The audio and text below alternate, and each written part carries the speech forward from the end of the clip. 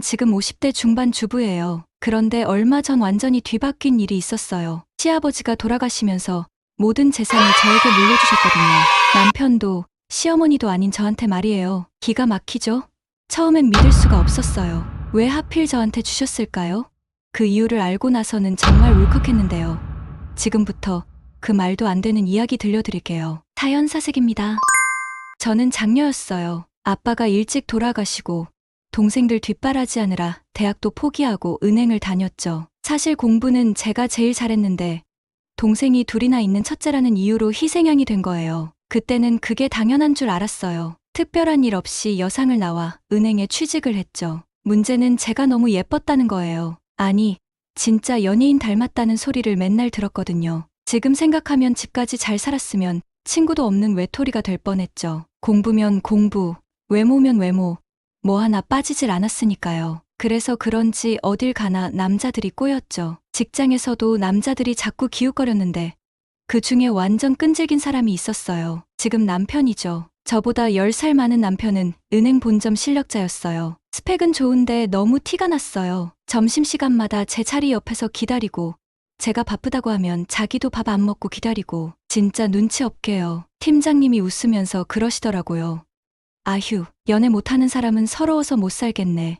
지연씨 얼른 쇼부를 좀 봐. 저는 20대 초반이니 30이 넘은 남자는 너무 늙어 보였어요. 아무래도 안 되겠어서 이 사람 쫓아낼 생각으로 집안 사정을 다 털어놨어요. 이런 얘기하면 남자들이 도망간다는 걸 알고 있었거든요. 오빠, 저희 집 진짜 어려워요. 동생들 둘 대학 보내야 하고 월세 생활비까지 엄마 혼자 감당하느라 완전 팍팍해요. 저도 집에 돈 다 갖다 바쳐야 하고요. 결혼해도 계속 도와야 해요. 당연히 이 말 듣자마자 도망갈 줄 알았죠. 그런데 이 사람이 뭐라고 했는지 알아요? 그럼 더 좋지.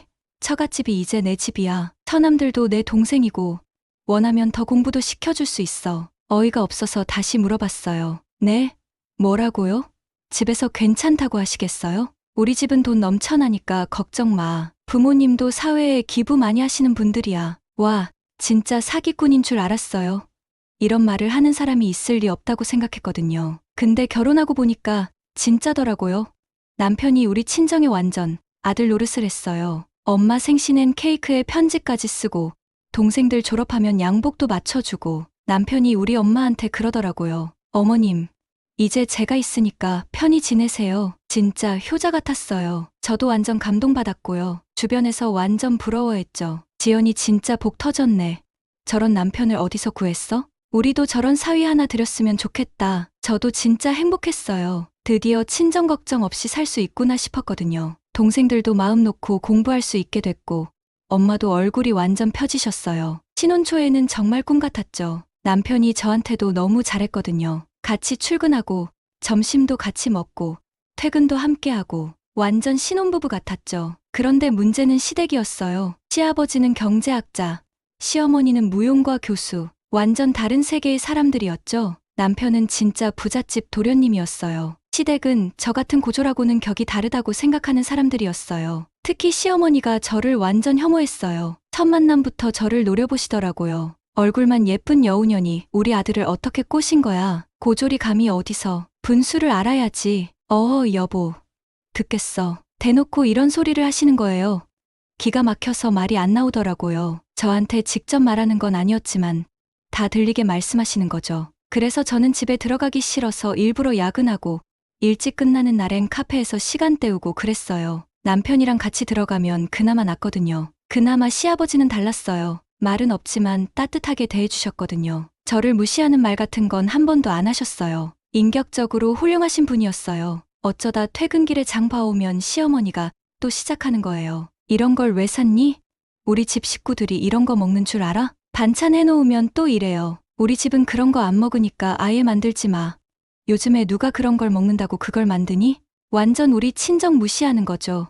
은근히 저희 집이랑 다르다는 식으로 말씀하시는 거예요. 어느 날은 자반고등어를 사왔는데요. 시어머니가 보시더니 완전 인상을 쓰시는 거예요. 아니, 누가 고등어 자반을 사왔니? 사올 사람이 저밖에 없는데 왜 그렇게 물어보시는지 모르겠더라고요. 아저씨가 맛있다고 해서 사왔는데요. 그랬더니 시어머니가 뭐라고 하셨는지 알아요? 비린내 나게 뭘 이런 걸. 우리 집은 돔이나 민어 아니면 안 먹으니까 사오지 마라. 비린내 나는 생선 딱 질색이니까. 아, 진짜 속에서 불이 올라오는 거 있죠. 자반고등어가 뭔 잘못이에요? 그런데 그날 저녁에 구워드리니까 시아버지는 완전 맛있다고 드시더라고요. 시어머니만 계속 핀잔 주고요. 몇 개월 후 임신했어요. 근데 입덧이 완전 죽을 것 같았어요. 친정엄마 닮아서 10달 내내 지옥이었죠. 물만 마셔도 토하고 냄새만 맡아도 속이 뒤집어지고 아무래도 안 되겠어서 아쉽지만 은행을 그만두었어요. 제가 그만두자마자 시어머니가 뭘 했는지 알아요? 집안일 도우던 이모님을 내보내고 저한테 다 시킨 거예요. 임신부한테 2층 집 집안일을 다 하라는 거예요. 이제 집에 있으니까 당연히 집안일 해야지. 남의 손 쓰는 것보다 내 식구가 집안일 하는 게 아무래도 좋지 않겠어? 어머님은 이럴 때에만 제가 내 식구인가 봐요. 입덧으로 죽겠는데 청소, 빨래, 요리까지 다 하라고 하시더라고요. 시아버지는 당장 어머님께 화를 내셨어요. 당신, 임신한 애한테 집안일 시키는 거 아니잖아. 며느리가 집안일 하는 건 당연하지. 집에서 노는데 못하러 남의 손을 빌어요. 그래도 임신 중인데 요즘 애들은 너무 약해. 나 때는 임신해도 다 했어. 이렇게 대답하시더라고요. 시아버지가 더 화내셨지만 시어머니는 오히려 역정을 냈죠. 시아버지가 시어머니를 못 이기셨어요.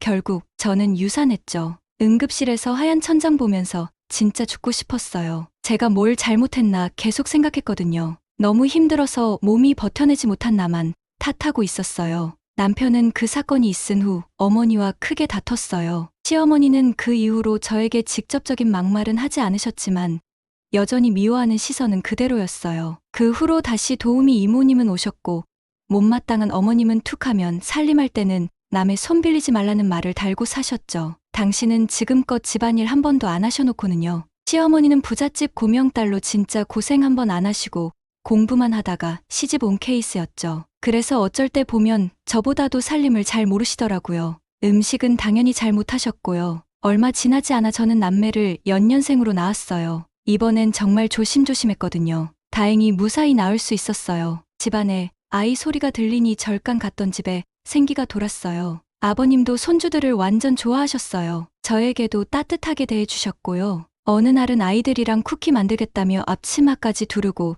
주방에 서시더라고요. 밀가루 범벅이 됐지만 아이들이 완전 좋아했어요. 킬킬거리면서 반죽도 만들고 모양도 찍고 시아버지도 완전 즐거워하시더라고요. 그때 시아버지가 저한테 조용히 물으시더라고요. 지연아, 원래는 뭐 하고 싶었냐? 갑자기 물어보셔서 좀 당황했어요. 아이들 가르치는 일이요. 학원 선생님 같은 거요. 어릴 때 동생들 숙제 봐주는 게 제일 재밌었거든요. 그러니까 시아버지가 고개를 끄덕이시면서 말씀하시더라고요. 잘 어울릴 것 같다. 성격도 똑부러지고 말도 곱고 공부도 잘했으니까 선생님 하면 참 잘했겠구나. 그 말에 완전 감동했어요. 시집와서 시어머니께 하도 무시를 당해서인지 누군가가 제 꿈을 인정해주는 느낌이 참 좋았거든요. 그날 저녁 남편이 그러더라고요. 오늘 아버지 그렇게 기뻐하는 모습 처음 봤어. 나한테는 그런 적이 없었거든. 항상 서재에만 계셨고 나랑 놀아준 적도 거의 없었어. 당신 덕분에 우리 아이들이 좋은 추억 갖게 된 것 같아서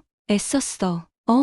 남편이 처음으로 저에게 고맙다는 표현을 해준 순간이었어요. 결혼하고 나서 이런 말 들어본 적이 없었거든요. 그런데 며칠 뒤 완전 어이없는 일이 터졌어요. 시어머니가 새파란 얼굴로 거실로 뛰쳐나오시더니 난리를 치시는 거예요. 내 다이아몬드 반지 없어졌어. 분명히 화장대 위에 뒀는데 저는 당황해서 뭐라고 말해야 할지 모르겠더라고요. 너 말고 누가 들어왔니? 아무도 없었잖아. 너밖에 없어. 저 정말 안 건드렸어요. 어머님, 그럼 누가 치웠겠어? 반지가 다리 달고 혼자 나갔겠니? 완전 다그치시는 거예요. 저는 정말 만진 적 없는데 뭐라고 해야 할지. 정리는 했지만 반지는 보지도 않았고요. 만지지도 않았어요. 그런데 시어머니는 계속 의심의 눈초리로 저를 쳐다보시더라고요. 집요하게 다그치시니까 저도 지쳐서 그만 이렇게 말했어요. 그럼 어쩌면 제가 청소하다가 실수로 버렸을 수도 있어요. 그게 아니라면 설명이 안 되니까요. 그 말을 하고 나니까 정말 제가 그런 것 같은 기분이 들더라고요. 가슴이 쿵 내려앉았어요. 이틀 뒤 시어머니 친구분이 집에 놀러 오셨어요. 밝은 얼굴로 들어서시더니 뭐라고 하시는지 알아요? 아, 맞다. 내가 그때 히노키탕 새로 설치한 날 반지 빼놓고 갔더라. 이거 내 반지 맞지? 어이가 없었죠? 완전 황당했어요. 그런데 시어머니는 사과는커녕 오히려 저한테 화를 내시더라고요. 그럼 왜 거짓말했어? 왜 버렸다고 했냐고. 진짜 기가 막혔어요. 어머니께서 집요할 정도로 의심하시니 그렇게 말한 건데 그때 시아버지가 조용히 말씀하셨어요. 사람은 용서받지 못할 거짓말을 하고도 뻔뻔하게 잘 살아가는 경우도 많아. 그런데 애미는 집안의 평화를 위해 거짓말한 거잖아. 그 정도면 된 거야 그만하지. 시어머니 완전 멍하니 아무 말도 못 하시더라고요. 그러고는 조용히 방으로 들어가셨어요. 저는 그 모습을 보면서 이상하다고 생각했어요. 평소 같으면 아버님이 그렇게 말씀하시면 한술 더 떠서 따지고도 남을 텐데 그날은 유난히 조용했거든요. 마치 꼬리 내린 강아지 마냥요. 그렇게 아이들 자라는 것 보면서 나름 잘 지내고 있었는데요.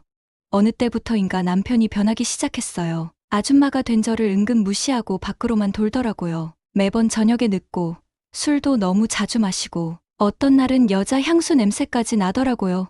물어보니까 거래처 사람들이랑 노래방 갔다 왔다고 하는데 며칠 뒤 똑같은 향수 냄새가 또 나는 거예요. 직감적으로 알았어요. 아, 이 사람 여자 생겼구나. 그런데 이 사람 완전 교묘해요. 의심받을 만한 일 하고 나서는 꼭 저희 친정부터 챙기거든요. 장모님 모시고 바닷가 1박 2일 어때? 이번 주 돌잔치 있잖아요. 정훈이한테 미리 얘기할게. 우리 아니어도 돌잔치에 사람 넘쳐나잖아. 난 정훈이보다 장모님이랑 자기가 더 소중해. 이렇게 친정 챙기는 척하면서 뒤로는 바람 피우고 완전 이중적이었어요. 시어머니한테 남편 외도 의심이 간다고 말했더니 완전 화를 내시더라고요. 네가 관리 안 하니까 매력 없어 보이지.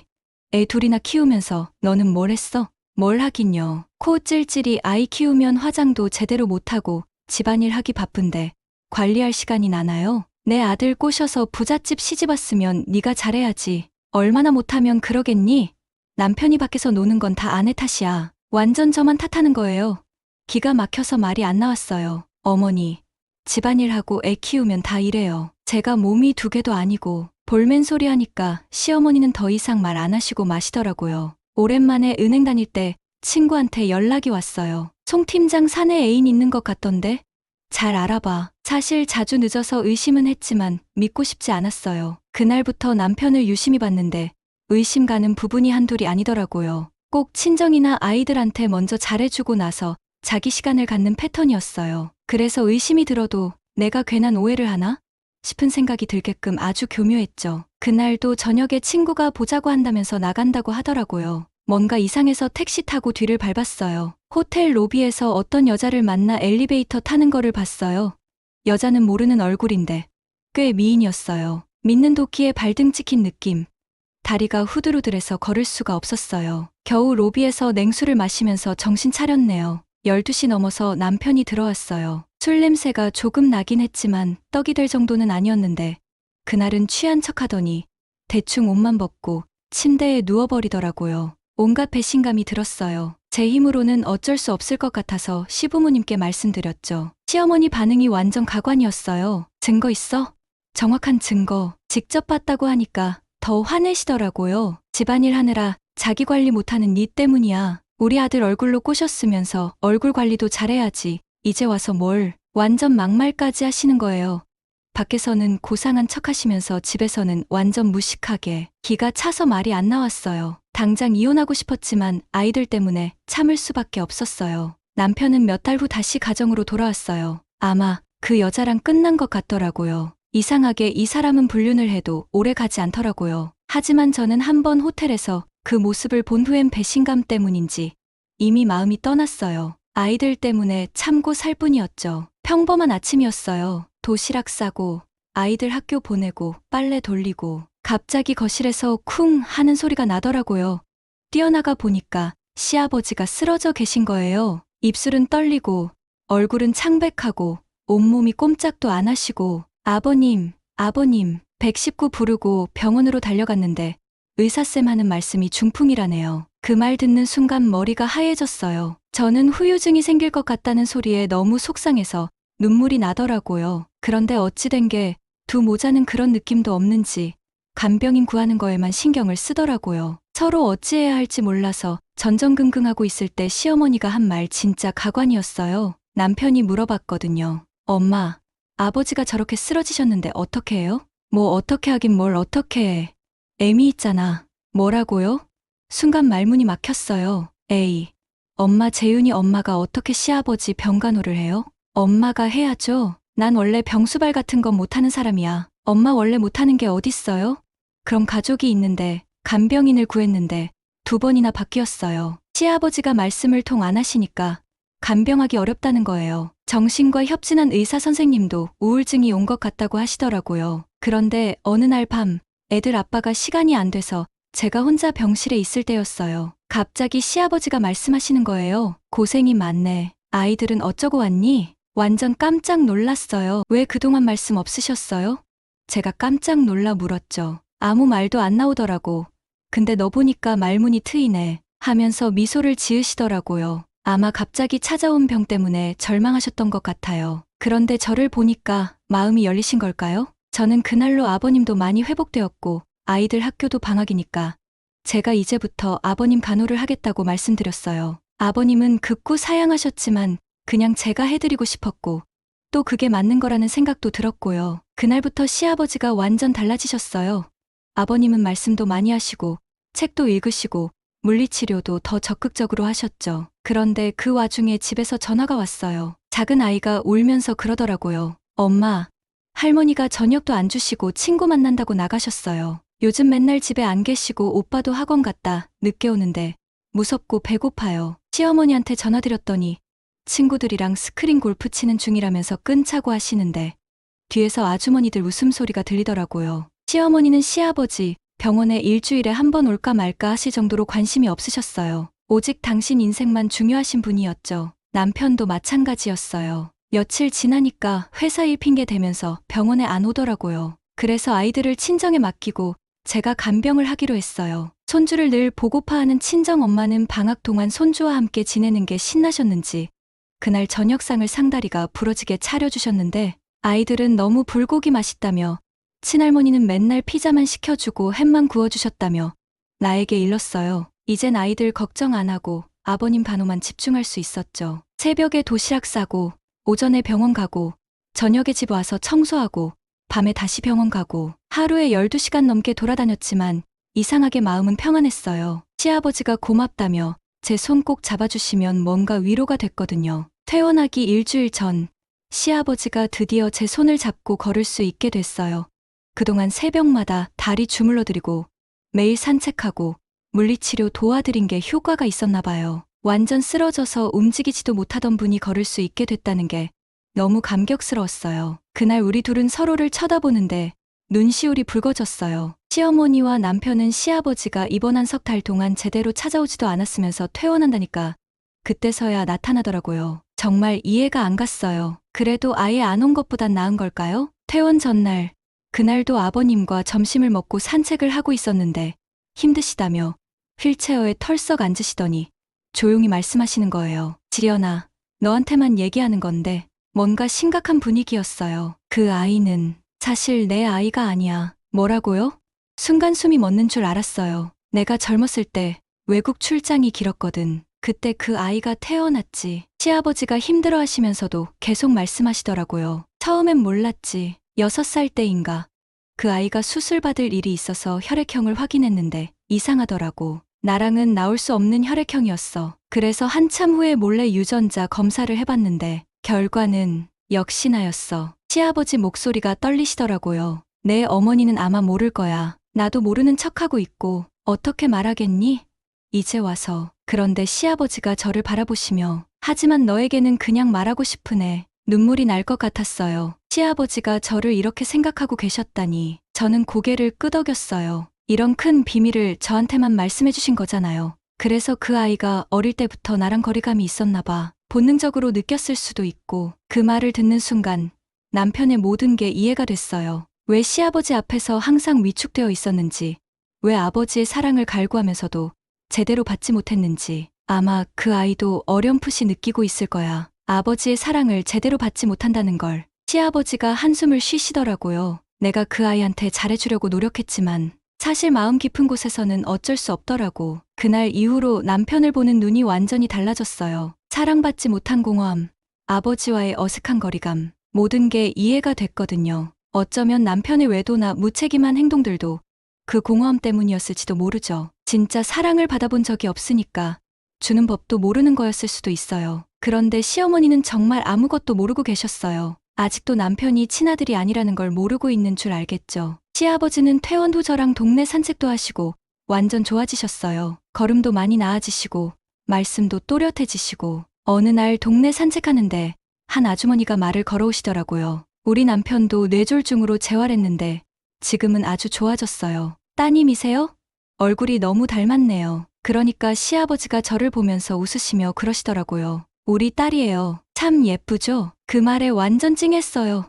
진짜 딸 같다고 생각하신다는 게 느껴졌거든요. 아이들과도 산책 다니실 정도로 좋아지셨는데 시어머니는 한 번도 같이 안 하셨어요. 동네 창피하다며 절대 안 나가시더라고요. 손주들이 그러더라고요. 할머니는 뭐 공주예요?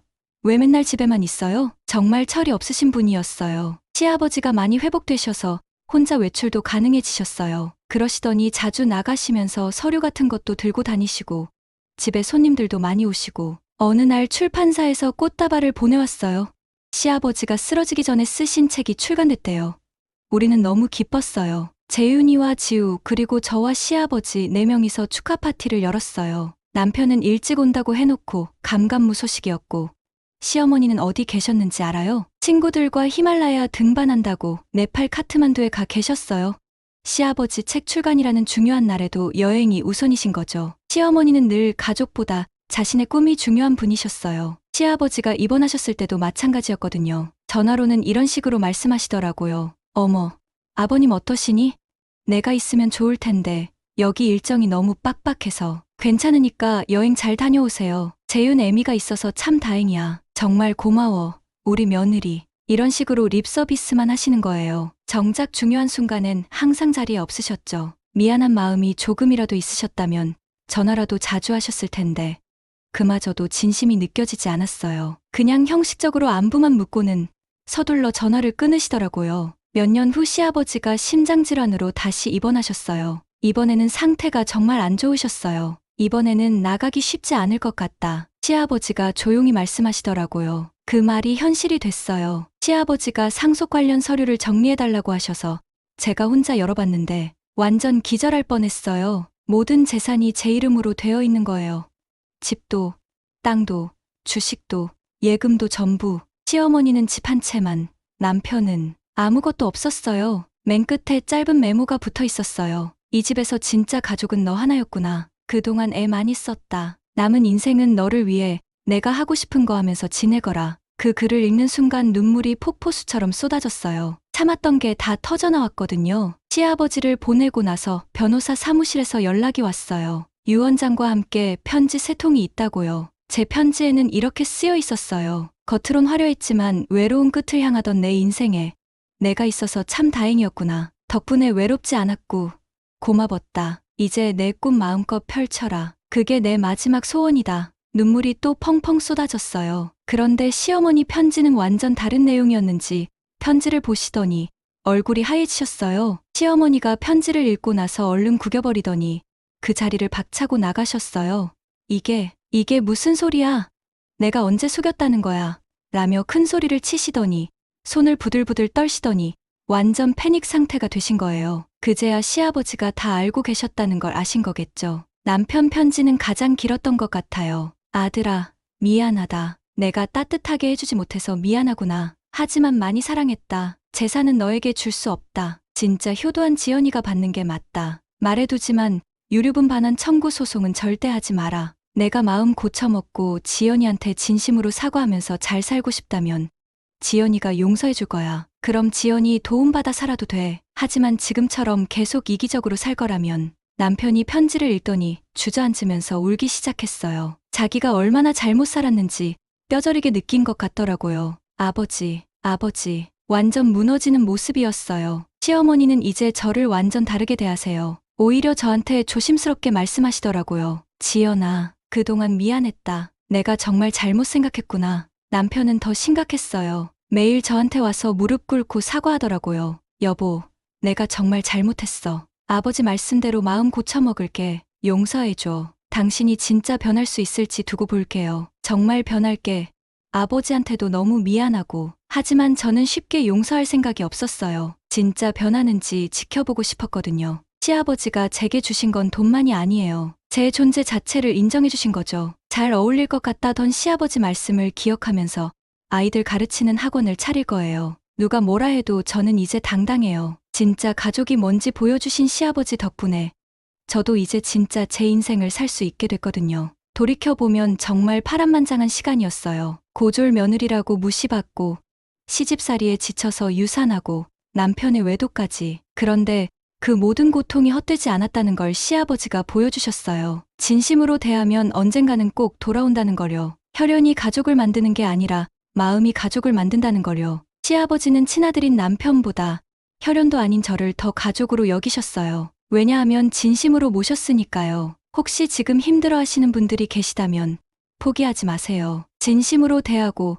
최선을 다하면 언젠가는 꼭 보답받는 날이 와요. 저처럼요. 시아버지가 마지막에 주신 가장 큰 선물은 돈이 아니었어요. 너는 소중한 사람이다 라는 인정이었어요. 그게 저를 다시 살게 해줬거든요. 이제 저는 시아버지께 받은 사랑을 아이들을 가르치면서 나눠줄 거예요. 그게 제가 할 수 있는 최고의 감사 표현이니까요. 여러분, 오늘 이야기 잘 들으셨나요? 공감이 간다면 꼭 좋아요와 구독 눌러주시고요. 이런 비슷한 사례가 있다면 댓글로도 알려주세요.